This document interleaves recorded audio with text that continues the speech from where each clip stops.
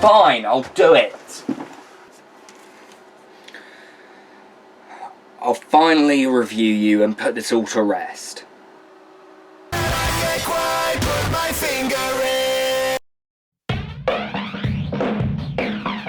I expected to get hate on my California first impressions video, but I honestly can't say I expected the amount I actually got. There are some people that agree with what I said and supported me, but then there was a huge amount of people questioning my opinion and calling me a fake fan. I think those people should have looked at the title of the video and realised that the video was my first impressions of the album. I love all their albums so much that I was never going to say this was the greatest thing they've done to date. And yeah, I will admit that part of me really wanted to go in and hate the album, and that pessimism does kind of show in the video. Looking back, I disagree with a lot of what I said because I've listened to the album like 5 or 6 times now and my opinion is very different. But I have to say up front that I still don't think this is an amazing album. I don't think it's the best album they've done in years. I don't think it's a return to form for the band. I think this is a huge step down for them. I honestly do think this is their worst album to date. But look, I love all of their albums so much that it really does say a lot when I say that this album is their worst to date. Although many of my initial problems are still there with the album, I definitely do think this is a pretty good album. If you want a quick little review of this album, because this video is going to be really long, here it is. This album's good, I liked it. It has a lot of problems, which you'd find out if you watch the video to the end, but you know, it's not the worst thing in the world. It may or may not be on my end of year favourites list, not really sure. I give the album, say, a 7.5 out of 10. Right, there you go. Now if you want to hear my entire thoughts incredibly in depth on the album, stick around. But before getting into this album, I want to look back on my love for the band and my opinions on their previous albums. Let's rewind to 2011. My music taste back then was pretty strange to say the least, although it hasn't really gotten normal since then. I would listen to pretty much anything you'd put in front of me. I was a huge fan of metal bands such as Metallica,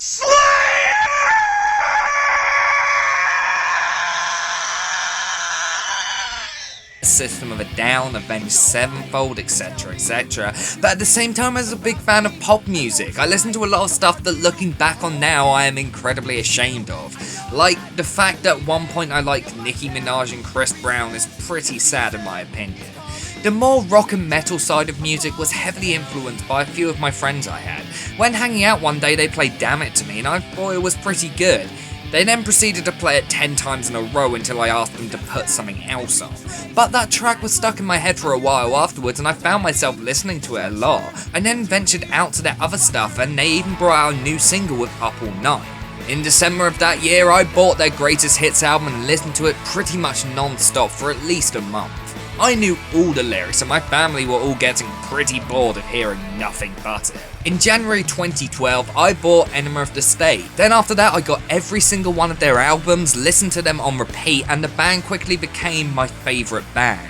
For a band known for writing incredibly cheesy songs about their parents not understanding about all the different animals they want to fuck, this band actually had a pretty strange effect on my life. And I honestly don't think I'd be where I am today, which isn't really anywhere but oh well, without them. At least I didn't get depressing that time like in my top 20 video.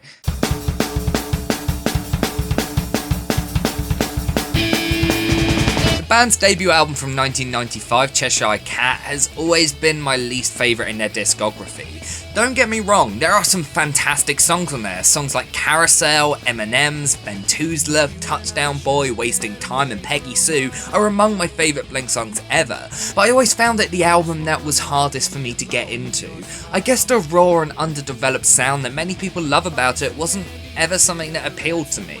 I mean, there are many bands who are incredibly gritty and raw that I love, but I think for Blink, that rhymed, my favourite sound is their more catchy songs. After this was 1997's Dude Ranch, a fantastic album that in many ways bridged the gap between the raw skate punk sound of Cheshire Cat with the incredibly catchy pop punk sound of Enema of the State. This album has so much energy and there is a real youthful quality to it that I don't think they ever really had on any of their other albums. Like, even tracks like What's My Age Again felt like a 20-year-old writing a song for a 15-year-old, whereas Dude Ranch had songs that were like 15-year-olds writing songs for their people. It's a hell of a lot of fun and shows so much progression for the band.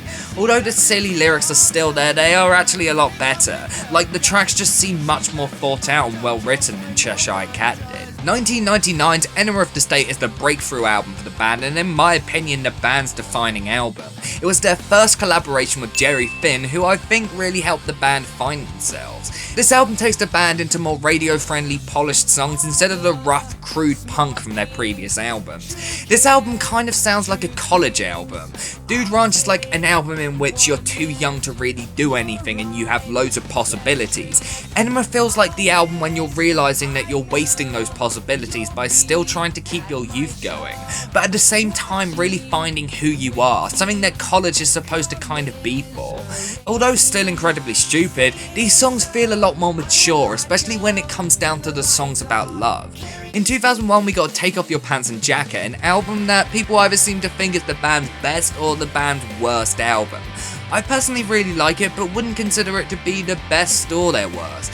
It kind of feels like Enema of the State Part 2. There isn't much progression except maybe less toilet humour in the tracks, and there is definitely a lot more aggression in there. They also show some emo influences here and there, especially with the song Stay Together for the Kids. After this record, Tom DeLonge was striving to write more angry songs, but felt like they wouldn't fit for the band, so he went off to create Boxcar Racer, honestly in my opinion one of the greatest things any of the members of Blink have ever created. Tom used Travis for the album because it was a lot cheaper than hiring a session drummer, and Mark kind of felt betrayed, so there was a lot of tension when the band recorded their 2003 self-titled album. This album definitely marked a huge departure from the band's previous two albums. Although songs like Feeling This and Down could easily fit on Take Off Your Pants and Jacket, the band experimented a lot with their sound. Hints of emo and also gothic rock linger all throughout the album.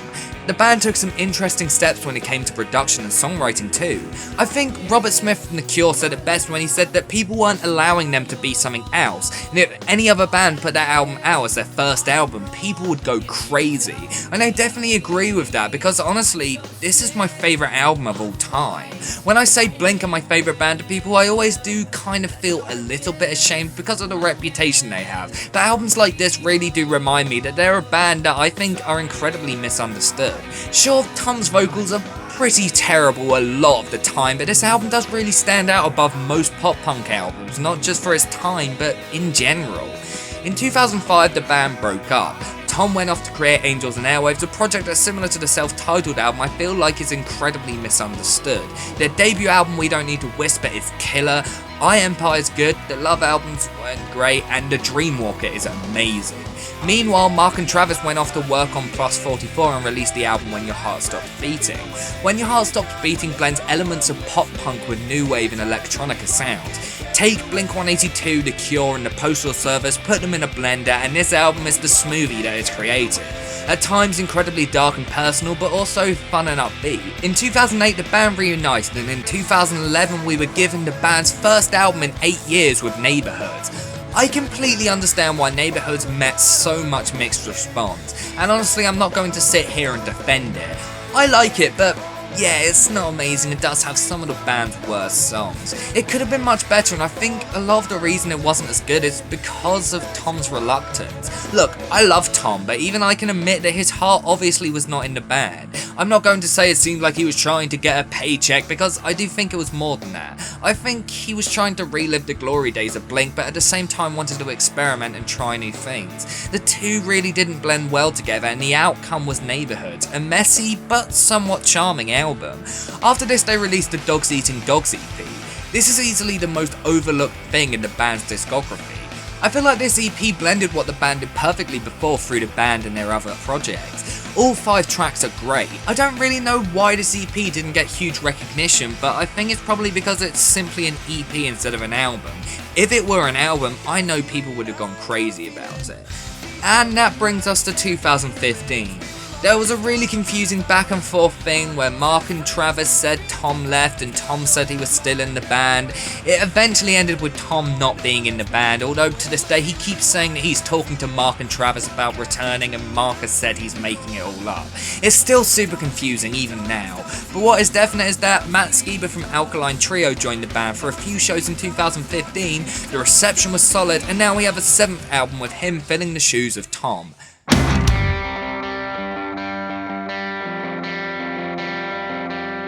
If you really want to see my initial thoughts on the singles from this album and the album also, I did vlogs on them all.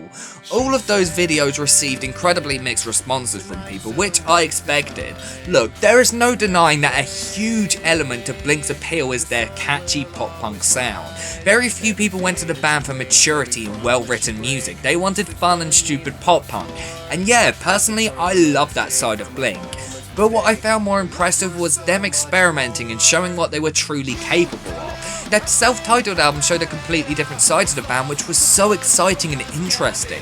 Even Neighborhoods, which wasn't great, had some great moments that showed progression to the band.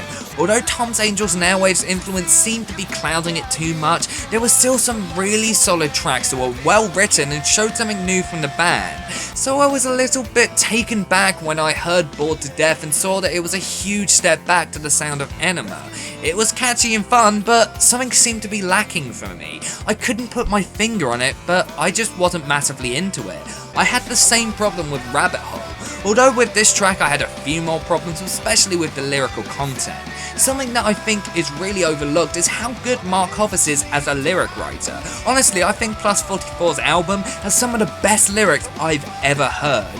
He can write such poetic, beautiful, yet easy to understand lyrics. Rabbit Hole seemed to be slightly poetic but with no meaning behind it. They seem to be trying to be poetic but incredibly simple at the same time. What could have been a really great observation of darkness in the head has Mark telling his head to shut up. Although the instrumentations were decent, I just couldn't get into it. No Future was the worst of the three to me. All three singles seem to follow the exact same formula. We have Mark singing the first verse, Mark and Matt singing the chorus together, Matt singing the second verse, chorus again. One of them does a bridge, it's actually something that alternated between the songs. Music cuts out for them to shout the first line of the chorus through a lot of reverb, and then we have another chorus. I know pop punk isn't a complex genre, and no, I wasn't looking for complexity, but these three tracks seem so similar to each other. No other Blink album had singles that sounded identical to each other. Also, I didn't like how Mark and Matt shared the vocals the way they did. I would have rather they alternated taking the lead on different tracks. That's something that set other tracks on previous albums apart. All problems aside, the three singles kind of told me what to expect from the album, so I went in hoping for stuff I could at least enjoy. At first I will admit I had so many problems.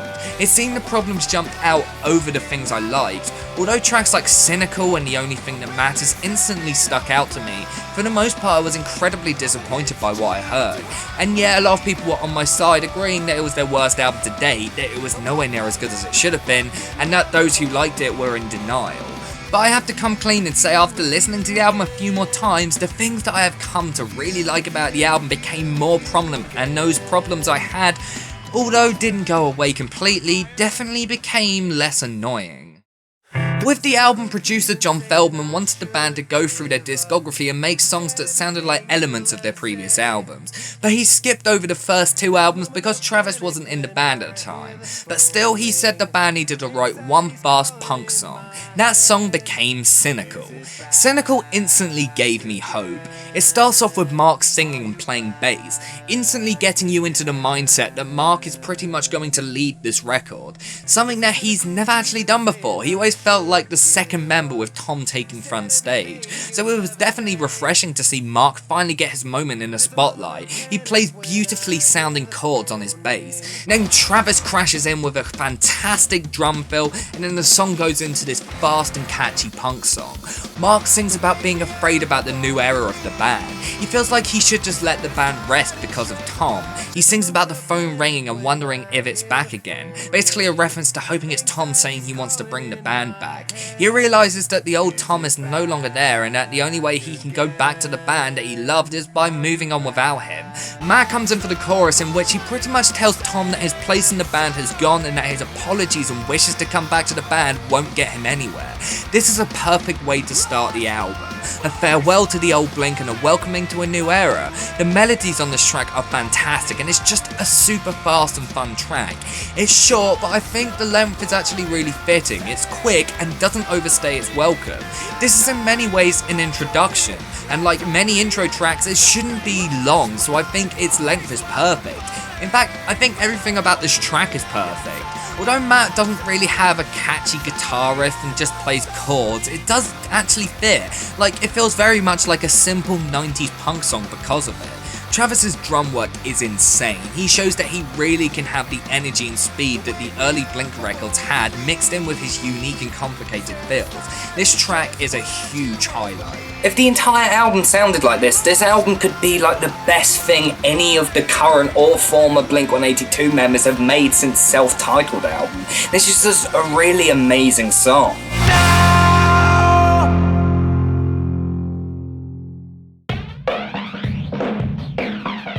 Bored to Death was the first single from the album, and as I said earlier, I thought it was good when I first heard it, but it wasn't amazing. And even now I've listened to it a few dozen times, I still don't think it's amazing. But I do really like this song. With Bored to Death, the band decided to throw everything in the kitchen sink at it. They wanted to make this song sound as much as classic Blink as possible. And yeah, they did succeed at that. But the problem I have with it is it's a little bit too much like classic Blink. Like, they pull elements from other songs and blend it into this song. The track starts off with flanger covered drums, incredibly reminiscent of the intro to Feeling This. The guitar riff reminds me a lot of other riffs, for example, Anthem Part 2. The riff is played through a series of triplets, which by the way is a theme in every riff on this album. No joke, nearly every single riff on this album is played this exact way, and they pretty much all sound the same. Then in the bridge we have the synths, which sound very much like the synths in the bridge of All the Small Things. So the lack of originality is a bit of a problem in my opinion. Look, I'm happy they're making catchy pop punk again. Although I may complain about it not being unique like their last two records, I don't really mind if it's still fun and catchy. But I feel like even if these new songs want to sound like old Blink, they shouldn't literally sound exactly like other songs. They should stand on their own, which this track doesn't really do because it just rehashes things we've heard before. But enough of me complaining about this track, let's get into what I love about it. The melodies on this track are fantastic. They're all incredibly catchy and I love the distorted delay on the vocals in the verse. I adore the harmonies in the chorus too. I love the idea of these two vocalists harmonizing in the way they do on this track. It's something that wasn't really that possible with Tom in the band. The lyrics flow really well too, especially in the bridge. There are rumours that this track, similar to Cynical, is about the band entering a new era, which honestly could be possible. I mean, there's lines like when Matt sings about a stranger coming along and rescuing a tiger from a tree, which could be about him coming along and rescuing Blink from the pause they were in. But at the same time, there are parts that make me doubt this, especially with the bridge, so I think that's just people reading into the track a little bit too much. I mean, there were also people saying Built This Pool was about Tom. The instrumentation is simple yet effective. Travis plays a fantastic halftime drum line in the chorus, which gives the track an anthemic and explosive sound. Mark and Matt's voices sound fantastic on this track, and although it's hard to distinguish between them at first, their voices do actually complement each other really well, and the lack of a whiny skater voice in there adds a new level of maturity to the sound. I was definitely a huge fan of this song. I was mixed at first and still have a lot of problems with it, but it's gone on to become one of my favourite songs of the year.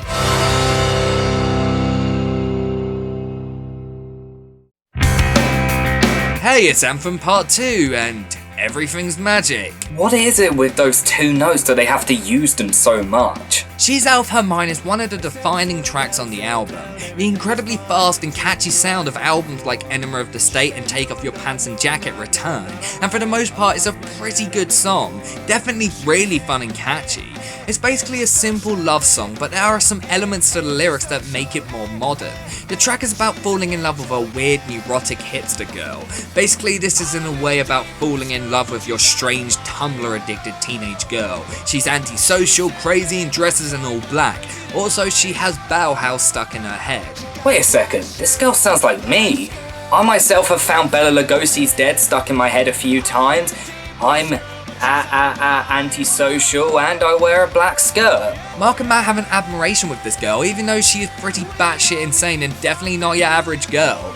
The instrumentation, minus the riff that is incredibly unoriginal, is definitely fun.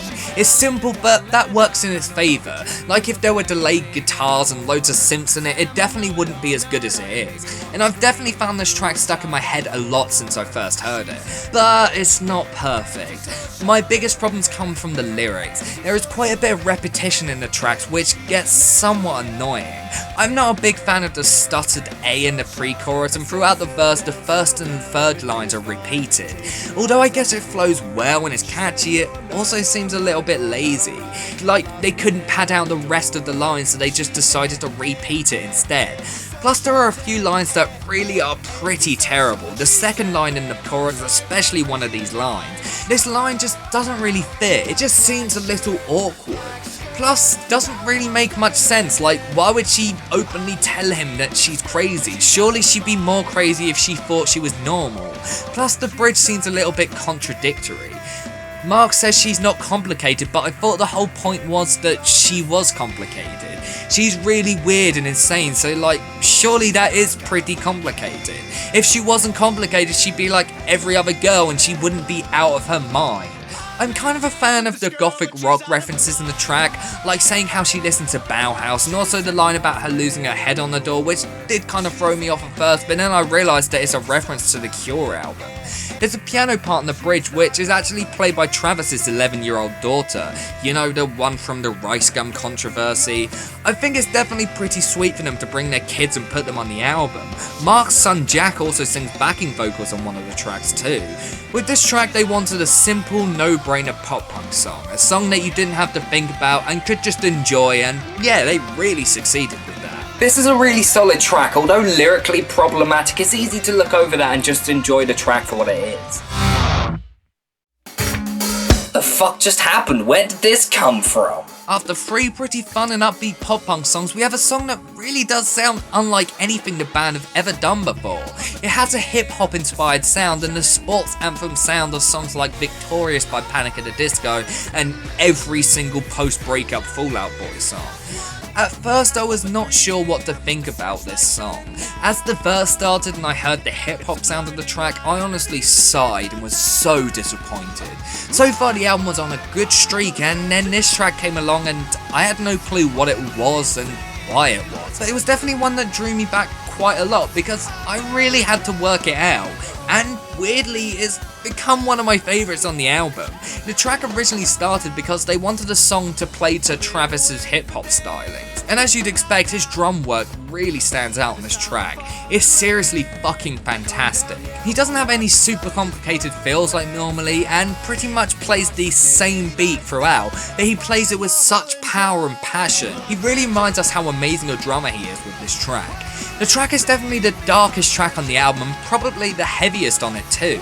The production of this track is fantastic. Guitars really power this track in a way that you wouldn't expect for a track sounding the way it does. But there are some pretty good riffs in the track and a heavy use of feedback which really pads out the track and adds an incredibly aggressive layer to it too. Mark and Matt go back and forth with their vocals in a way that they sadly do not do much on this album. The track really shows the limits of their vocals as they scream out the chorus with so much power. The track is about Los Angeles and the effect that it has on people who live there. They sing about how much it has changed them from their lives in the suburbs and how they don't want to return. But even though they love the city, there are still things about it they don't like. They reference the 6th Street Bridge being demolished, being kept up by the noises of the city, and how dirty it can be. The bridge is, in my opinion, the best moment on the track. There is Mark once again playing bass by himself and singing. This part is so atmospheric and beautiful. As soon as I heard this part of the track, I instantly knew how I felt about this track. Although the song feels like it's trying to be about the darkest parts of Los Angeles and the effect it can have on people, but it doesn't really seem to succeed at that. And it's honestly, in my opinion, the only thing that stops this from being the absolute highlight on the album. It's still really good how it is, but there's a potential I feel was not really reached. But instrumentally, I think this is easily the most interesting track on the album. Like, I seriously do not have a single problem with the instrumentation. It's beautifully produced, has some fantastic riffs, and an amazing drum line all throughout. It's a shame this is the only track on the album that sounds like this, because it could have made for some really interesting sounds. Ugh, and we were doing so well. Sober was the point where I actually lost all hope for the album when listening to it first. I loved the first 4 tracks, but then before even the first chorus had finished, I knew I hated this track. In fact, I pretty much guessed I was not going to like this track when I saw the name. I'm sure from my worst songs of the year lists I've done, you'll know how much I have a problem with pop music.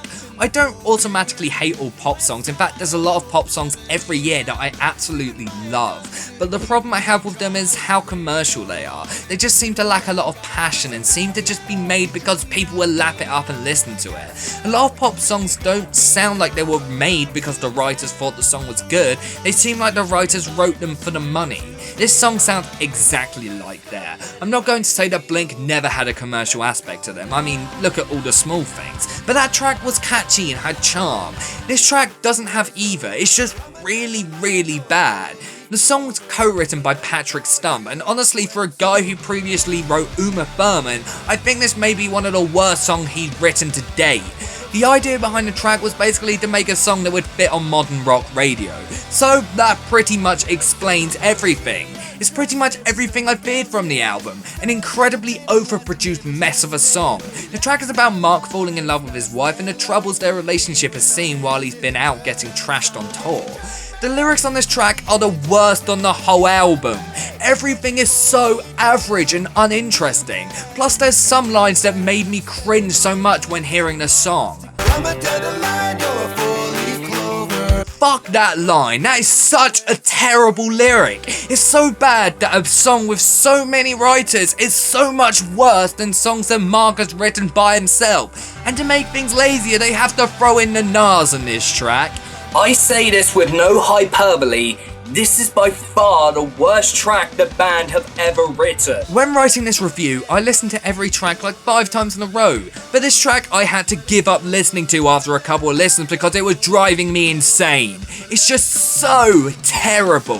When I heard the first 4 tracks, I was so excited for the rest of the album because my expectations were blown straight out of the water by some great songs, but then this track completely ruined it all. For the rest of the album, I just could not get into it. This track single-handedly ruined my first listening experience of the album. It left such a rotten taste in my mouth that it just wouldn't go away and stuck there throughout all the other tracks.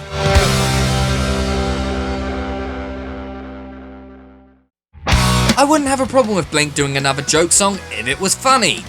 This isn't funny, it's awkward. When I first heard it, I didn't actually think it was going to be on the album. I thought this was just a stupid little thing they recorded. But no, here it is. I don't even consider it a song, to be honest, so let's just move on. Then we have No Future, the 3rd single from the album. In my review of this track, I said I had some big problems with this track and wasn't really a fan of it. That hasn't changed. I mean, I like it, but it's nothing amazing and it's definitely not as good as the other 2 singles. The structure does follow those 2 singles pretty closely, which is probably why those 3 were picked as the singles. I love the intro to this track, I love the instrumentation, and I love the melody, but there are a couple things that ruin the track for me. Mainly in Matt Skiba's vocals. At first I wasn't a fan of Matt Skiba's voice on any of the tracks, but they have massively grown on me. But not on this track. Him shouting No Future in the chorus is so tacky and just ruins the flow. Plus his vocals in the bridge. Where did she go?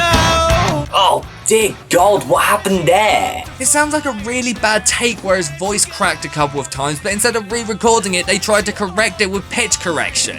It's so terrible and it's a shame because when everything cuts out and there's just a guitar riff, I felt like something was gonna go down. It was exciting, I had no clue where it could go, but it then went to that shit. The song is supposed to be influenced by early punk and how in those times of bands like Sex Pistols, they felt like the world was doomed and that it had no future. In the song they sing about a girl and tell her to embrace punk rock because no one cares about her and that is the only place she'll feel safe. Message I can get behind. And the lyrics aren't actually that bad. They're at least better than fucking Sober. I definitely prefer it to when I first heard it, but it sounds like another song that had potential to be something great and just kinda wasted it. It's far from terrible, I just thought it could have been better than it is. Plus, I still can't get over Matt's bridge. What the fuck is that? Seriously? What happens when you decide you need to write a ballad and force it instead of letting it just come naturally? You get this song. As a songwriter myself, I know that songs like this end up much better if they're just made naturally. I don't think, hey, let's write a slow, sad song unless I genuinely feel like I'm in that place where I feel like I need to get my emotions out somehow. Because I know forcing out songs like this never go down well, and this is an example of it just not working. Blink previously have had some fantastic slower songs.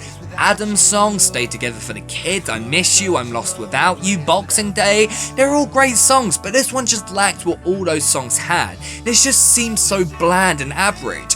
At first I thought I'd accidentally put Missing You by All Time Low on instead. This does sound as overproduced as that track does. I think slower tracks should be much more bare. Simplicity and lack of sound lets the emotion come out more and makes it much more impactful than if you throw loads of different sounds at it like they do with this track. The track is about their fear of their children growing up and moving away and them having to cope living their lives without them. An interesting concept that could have been beautiful, but it just doesn't really do anything, it just seems so boring. When I heard it start, I was excited for a slower sad song, but this just doesn't seem to really have much to it. I Miss You all sounded real, every single instrument was acoustic, whereas this track just seems so artificial. It's hard to really be hit by the emotions they're trying to get across when it seems so forced and fake.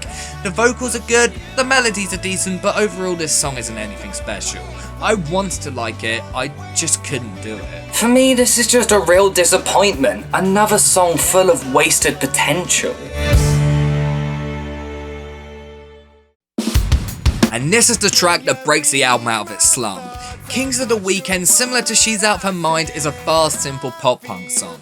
A youthful song about getting out there and having fun on the weekend.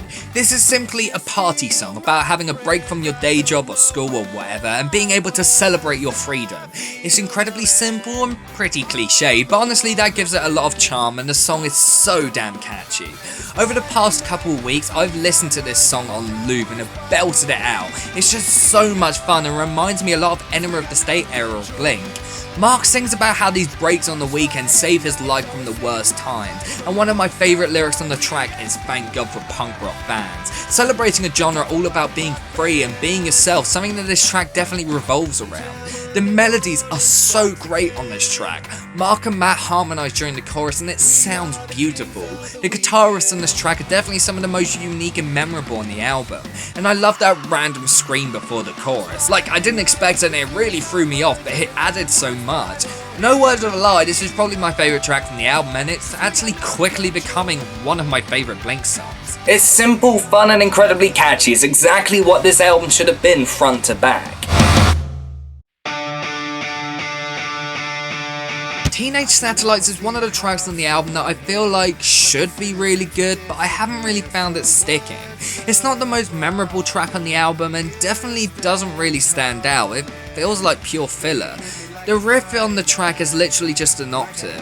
That one octave played over and over, it's not really interesting and the rhythm isn't anything special. And now I can't listen to one of my own original songs because it has that same octave but plays in a different rhythm at the beginning. The lyrics aren't really anything to rave about either. They use a lot of metaphors that don't really work, like saying something hits like a Friday night, like that doesn't really make any sense. Also, being kissed like a storm at sea, like, is that meant to be good or bad? I also don't really know what a teenage satellite is. If there's something I do really like about this track, it's the melody in the verse. I adore that melody, especially when Matt sings it. Matt really shows off his vocal skills with that second verse and it sounds great. The track is about being a kid and not knowing who you are and not having the courage to say what you mean. I don't think this is a bad song by any means. I definitely enjoy it and it reminds me of some of the deep cuts from Enema and Take Off Your Pants and Jacket, but it's nothing amazing or memorable. It's not one that I find myself returning to loads. And it's one that doesn't really have much to say about it. Left Alone was a track that I hated at first. Like in my first impression video, I said it was one of the worst tracks on the album, but everyone seemed to consider it to be the highlight of the album. Although I definitely do not hate it, I can't say it's the greatest track on the album. I really like it, but I don't think it's as amazing as everyone claims it is. I really like the bass riff that plays at the beginning of the track and is then played on the guitar later on. It's definitely really catchy and memorable. This is probably the only track on the album that I felt was a Matt Skiba-led track. Although he doesn't sing the first verse, he does sing most of the track, and his vocals sound fantastic, especially when he's screaming the chorus. His vocals in the chorus just really blew me away. The chorus is definitely the highlight of the track. It sounds huge, and with the hard-hitting drums and aggressive power chord being played, it just sounds so angry. Lyrically, it's not the greatest. It definitely seems like something written pretty quickly without much thought put into it. I know John Feldman did make Mark and Matt do that with a lot of songs, and it does really tell, especially on this track. And everyone's going to say Blink were never known for their great lyrics. No, they weren't, but as they progressed as songwriters, their lyrics got much better, and with a lot of these tracks, this one especially, they've regressed so much. The progression of this track is incredibly similar to Bored to Death. This is another one of those tracks that I complained about with the singles that just sound the same. It's like they liked the progression of this sort of track, so made multiple songs like it because they couldn't decide on just one. But then instead of only using one, they used them all. This track isn't bad. I do like it, but I don't understand why it's the one getting the most praise on the album, because it's just so unoriginal and so much like the other single tracks. In fact, so much so they almost took it off the album. They only kept it because they thought Matt's vocal delivery was so good they couldn't take it off the album. Yeah, I admit his vocals are good, but not enough to warrant the track being on the album.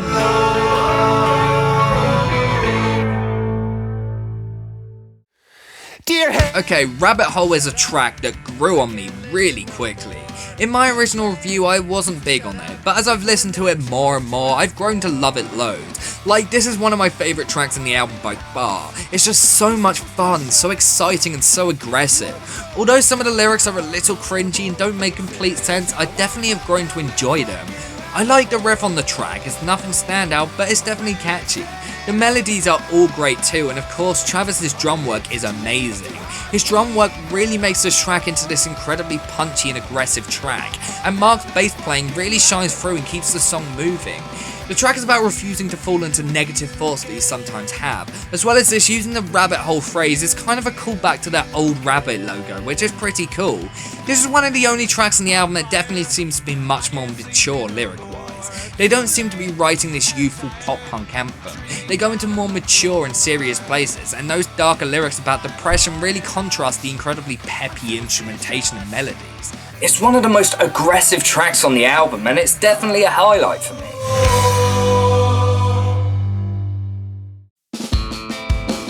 What the fuck was I talking about when I said this track sounds exactly like Los Angeles? They sound so different. Plus, this track is 5,000 times better than that track, and I like that track. This is the only track on the album that's actually been confirmed to be about Tom and isn't just rumoured to be about him. The track is a slower, more emotional track of Mark looking back to San Diego and remembering everything he misses from there, including Tom. The second verse especially is all about Tom, and it's definitely a track filled with a lot of sadness in it. The hard times that Mark has had to face from losing his best friend and how much he misses his origins, but at the same time how he can't go back because of how far he's come. The lyrics in this track are definitely some of the best on the album. They feel the most genuine on the album. They seem to really have a deepness to them, and it's definitely heartbreaking at times. Mark's voice is beautiful in this track. He sings during the verses and sings really softly. Matt takes over the more aggressive choruses and bridge, and they really play off each other really well with their different vocal parts, and the melodies are fantastic on the track too. It's hard to listen to the song and not hear some bit of sadness in the track. It reminds me in some ways of Adam's song and how it has that soft verse and really loud chorus. That's actually something that most of Blink's best slower songs had, something that Home is a Lonely Place completely lacked. That song seemed to be a track written because there was no ballad on the album.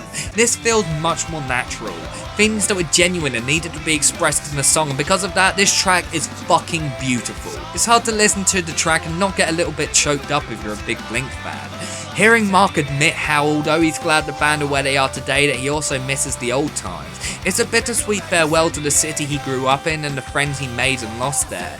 Although there are a few lyrics that I'm not huge on, like I don't really like the line about them seeing The Cure. For the most part, I think this is lyrically the strongest track on the album. Instrument wise, it's one of the strongest tracks too. While listening to this album for the review, I listened to every track on loop. All of them I eventually got sick of after like the 6th or 7th time and had to give up. San Diego was the only track that after it finished I couldn't wait for it to start again. This is just an absolutely fantastic track. It's exactly the slower ballad that Home Is Such a Lonely Place should have been but wasn't.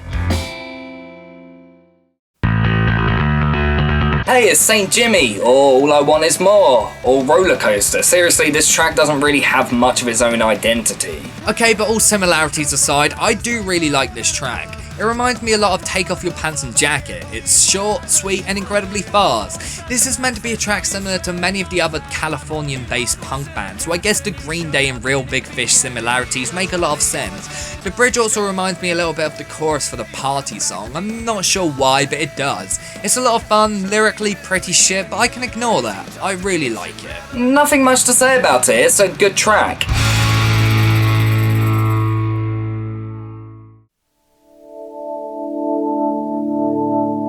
And now we have the title track. This track is a huge closing track. It's fantastic. It's a track that I loved the first time I heard it.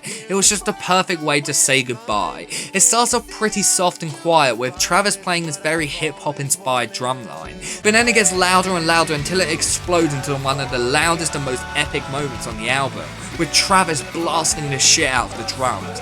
The track is a love letter to California, the place they all grew up and have spent their whole lives, where they've become who they are today, raised kids and overall have just had great lives there. And it's a beautiful note to end the album on, with everything coming to one final hurrah, going out with a bang in the most beautiful way possible, with a proud and triumphant look back on their lives in California and realising how good it's been, but also looking back on the album and saying we've had some fun, but now it's time for us to go. It's a fantastic closing track and probably one of my favourite final tracks on any Blink album. If you think back, there hasn't been any really fantastic closing tracks on their albums beforehand. Every closing track seemed to just be a normal track, minus I'm Lost Without You from the self-titled album. And as much shit as I may give this album, I do love elements of it. It has a certain charm to it I think this final song captures really, really well.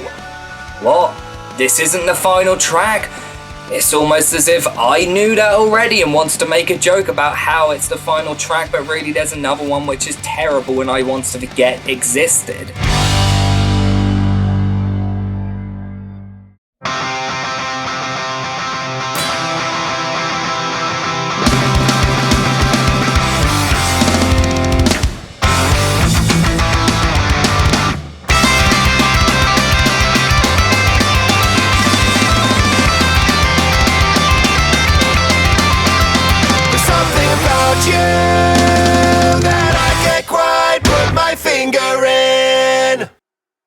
That was fucking awful. Look, I want to say I love this album.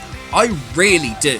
I wanted this album to completely blow me away, to be the best album they've done since self-titled, and although Matt Skiba does breathe new life into the band and give them potential to make some really, really great stuff, not a lot of that great stuff is on this album. Sure, I like the majority of the album, but there isn't a single track that I can see being in like my top 10 or maybe even 20 favourite Blink songs ever. Even when Dogs Eating Dogs came out, I instantly saw those tracks going right up there, but none of these tracks have that feeling to me. There's a lot of really fun, catchy tracks, but really I don't see them having much lasting power. I know a lot of people are always going to say that the catchy songs were what made them who they were, but they progressed a lot. People may also say Tom tried to make the band into Angels and Airwaves, but that wasn't what made me see the progression in the band. All the members went on and did better stuff, like Plus 44's album showed a lot of progression for Mark as a songwriter, and with this album he's gone back so much. Now it seems like he's trying to go back and make music like he made as a kid, you know, the exact thing he was mocking about doing in What's My Age Again. Matt Skiba is definitely a good addition to the band. Although at first I was mixed about him, I do think he brings a lot to the table. His singing voice is great and his guitar playing is simple yet effective. Also, I like the fact how they kind of recreated Tom's guitar tone. But at times this album sounds like a greatest hits album. Like they're trying to recreate the best moments of their early sounds without really progressing and trying anything new at all. A band that doesn't progress anywhere and just does the same thing over and over again is a band that is really pretty boring. I mean, look at bands like AC/DC. Pretty much every single song they've done sounds the exact same. Although there are fans that like that, I honestly don't like more than a few of their songs. And although there are some punk bands out there that have followed this formula to success, Blink just aren't one of those bands. Blink are at their best when they're trying to be something new and different. When they go in and make music that begs people to take them seriously instead of treating them like the silly little pop-punk band that people consider them to be. Self-titled and even Neighbourhood stepped away and seemed to try and get people to take them seriously. They seem to be a genuinely great and creative rock band. But now they've stepped back massively and they're just trying to be that silly band they once were. And also to do this, they brought back the joke songs, but have censored them so much that now they are just cringy and unfunny. The humour is trying to be squeezed back into the mix, but it's not done well. Look, I still do enjoy this album. If you love it, go ahead and love it. In fact, I'm happy for you if you love it, and I completely understand why someone would, but I just couldn't. If this was an album by a new pop-punk band, then I'd probably really like it much more. But this is from my favourite band of all time, and I don't want to just accept whatever they bring out. I have expectations from the band, and they really didn't meet them, and although people may say that it's just me being selfish, I can't help it. I enjoy the album for what it is, and do see myself listening to it quite a bit, but it's just not as good as I wanted it to be. This is my favourite band, and this should be my favourite album of the year, but at this point I'm not even sure if it will be in my top 10 this year. If you love this album, go ahead and just rip the shit out of me in this video like most people did in my first impression video. But this review comes from a place of love. I'm not trying to be cynical or negative. I wanted to go in and say that this is the masterpiece everyone is claiming it to be, but I just couldn't do that. So although it may kind of break my heart to do, I have to talk plainly about how I feel. So I have to give California by blink-182 a 7.5 out of 10, but hey, 7.5 out of 10 isn't too bad. I mean, it got more than Tom DeLonge's solo album. If you watched this video to the end, get a life. Thanks for watching, and I'll see you next time.